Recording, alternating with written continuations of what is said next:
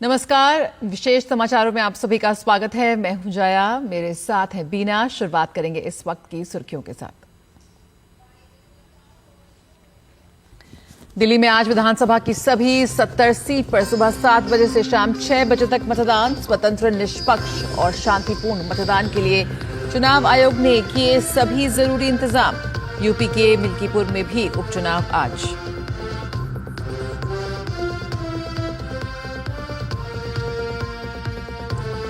दिल्ली के चुनावी समर में उतरे 699 प्रत्याशी। आतिशी, केजरीवाल, सिसोदिया, विजेंद्र गुप्ता, प्रवेश वर्मा, रमेश विदुड़ी और संदीप दीक्षित जैसे कद्दावर नेताओं की किस्मत दांव पर।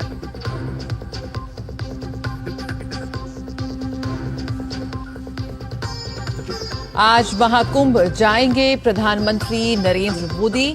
संगम में लगाएंगे आस्था की डुबकी। त्रिवेणी पर पूजा अर्चना भी करेंगे प्रधानमंत्री। अब तक 38 करोड़ से अधिक श्रद्धालुओं ने किया पवित्र स्नान।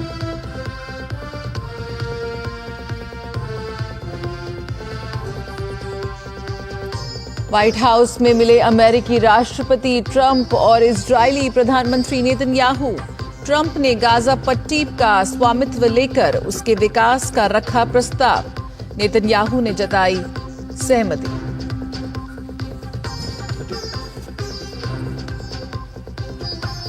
अमेरिका में राष्ट्रीय खुफिया निदेशक पद के नजदीक पहुंची भारतवंशी तुलसी गाबार्ड। सीनेट की समिति में मतदान के बाद गाबार्ड के लिए अब होगी फाइनल वोटिंग।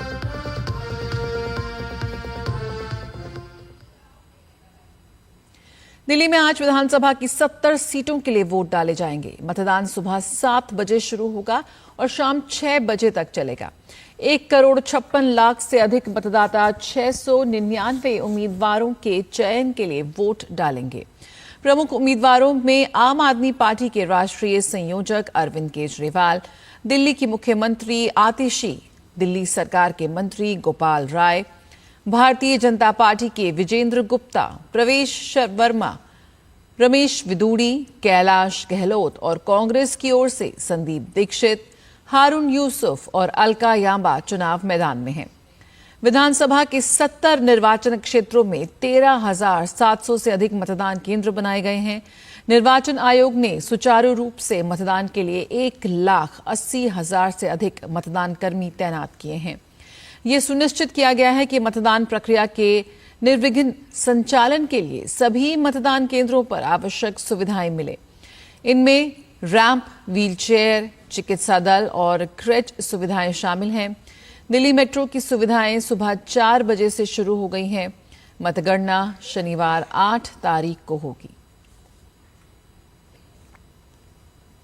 अयोध्या के मिल्कीपुर उपचुनाव के लिए आज मतदान होगा। उपचुनाव में 3,70,829 मतदाता 10 प्रत्याशियों के भाग्य का फैसला करेंगे। निर्वाचन आयोग द्वारा स्वतंत्र, निष्पक्ष और शांतिपूर्ण चुनाव के लिए व्यापक इंतजाम और सुरक्षा व्यवस्था सुनिश्चित कराई गई है। प्रमुख उम्मीदवारों में भाजपा के चंद्रभानु पासवान और सपा के अजीत प्रसाद शामिल हैं। कुल 10 प्रत्याशी मैदान में हैं, जिनमें 2 महिला प्रत्याशी भी हैं। बीएसपी उपचुनाव नहीं लड़ रही है, जबकि कांग्रेस इस सीट पर अपने गठबंधन सहयोगी समाजवादी पार्टी का समर्थन कर रही है। दिल्ली के पूर्व मुख्यमंत्री अरविंद केजरीवाल के खिलाफ हरियाणा में एफआईआर दर्ज की गई है। केजरीवाल के खिलाफ ये एफआईआर कुरुक्षेत्र के शाहबाद पुलिस स्टेशन में दर्ज की गई है। केजरीवाल ने हरियाणा पर यमुना के पानी में जहर मिलाने का आरोप लगाया था। उनके इस बयान को लेकर मामला दर्ज किया गया है। शिकायतकर्ता जगमोहन मनचंदा ने केजरीवाल पर हरियाणा सरकार और हरियाणा राज्य के खिलाफ भड़काऊ बयान देने और अनगल आरोप लगाने और एफआईआर दर्ज कराई है। मनचंदा ने अपनी शिकायत में कहा कि केजरीवाल ने आप के अन्य सदस्यों के साथ मिलकर भड़काऊ, झूठे और भ्रामक बयान दिए हैं।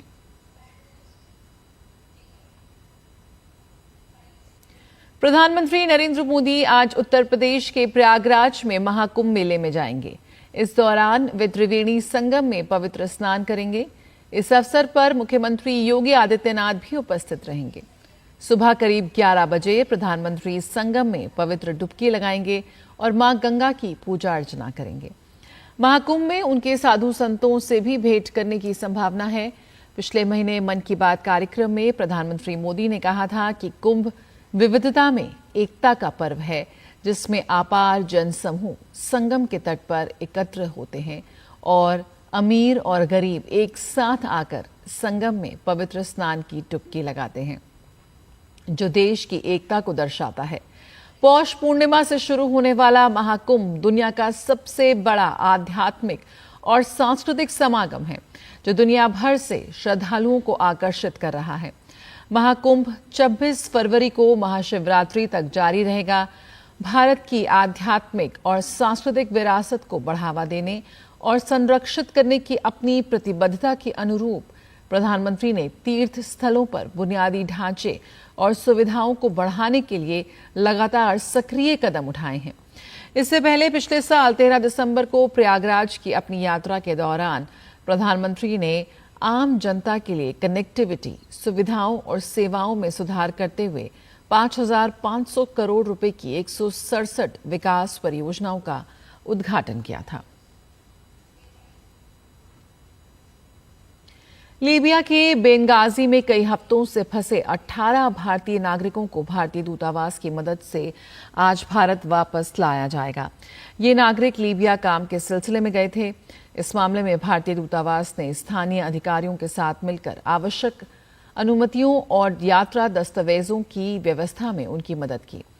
विदेश मंत्रालय के प्रवक्ता रणधीर जायसवाल ने सोशल मीडिया प्लेटफॉर्म एक्स पर पोस्ट कर ये जानकारी दी है। इस मामले की सुनवाई तक भारतीय दूतावास लीबिया से लगातार संपर्क में था। साथ ही विदेश मंत्रालय ने लीबियाई अधिकारियों को उनके सहयोग और समर्थन के लिए धन्यवाद दिया है और कहा कि सरकार विदेशों में रह रहे सभी भारतीयों की सुरक्षा और कल्याण के प्रति प्रतिबद्ध है। अमेरिकी राष्ट्रपति डोनाल्ड ट्रंप से व्हाइट हाउस में इजरायल के प्रधानमंत्री बेंजामिन नेतन्याहू ने मुलाकात की।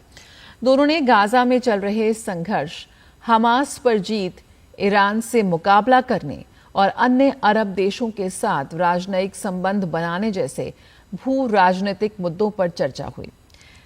इसके बाद संयुक्त प्रेस कॉन्फ्रेंस में ट्रंप ने कहा कि अमेरिका गाजा पट्टी को कब्जे में लेगा और इसकी विकास करेगा। ट्रंप ने सुझाव दिया कि अमेरिका द्वारा ऐसा करने से क्षेत्र में स्थिरता को बढ़ावा मिलेगा।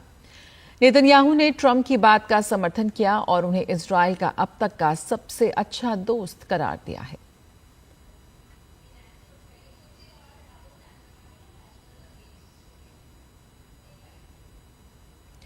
उत्तराखंड में चल रहे राष्ट्रीय खेलों में पुरुषों के वाटर पोलो में सर्विसेज ने बाजी मारते हुए स्वर्ण पदक हासिल किया। प्रतियोगिता के फाइनल में सर्विसेज ने महाराष्ट्र को हराकर पहला स्थान हासिल किया, वहीं केरल तीसरे स्थान पर रहा। महिलाओं के वाटर पोलो स्पर्धा में केरल ने शानदार प्रदर्शन करते हुए स्वर्ण पदक पर कब्जा जमाया। वहीं महाराष्ट्र की टीम ने रजत पदक हासिल किया, जबकि पश्चिम बंगाल ने कांस्य पदक अपने नाम करने में सफलता पाई।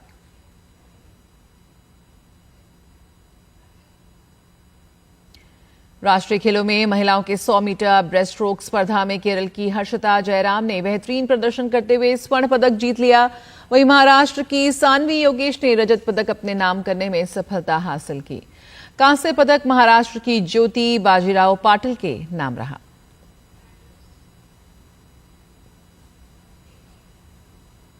विशेष समाचारों में फिलहाल इतना ही। मुझे और बीना को दीजिए इजाजत। नमस्कार।